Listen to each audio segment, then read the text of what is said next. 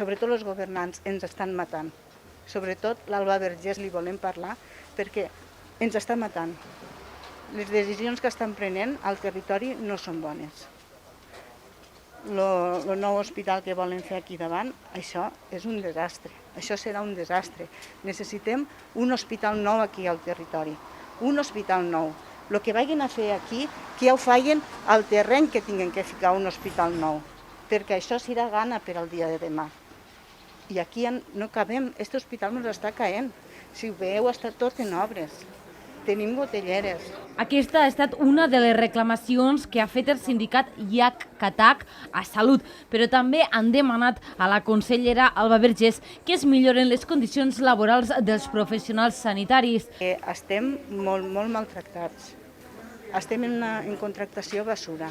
Ara començaran a fer contractes d'un any, però han fet contractes de mes a mes. Ja veurem al gener què passarà al gener i com afrontarem el gener. Pensa que els treballadors han tingut que ampliar el temps de disfrutar els permisos i vacances 2 mesos més fins a... O sigui, què vol dir això? Això vol dir que encara no hem descansat tot el que tenim que descansar del mes anterior.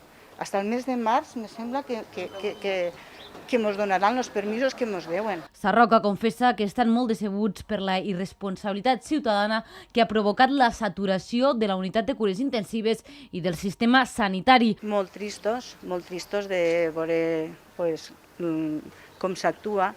Ens pensàvem que els aplaudiments servirien per a alguna cosa, però no serveix per a res. Perquè els usuaris no fan les coses ben fetes, tampoc.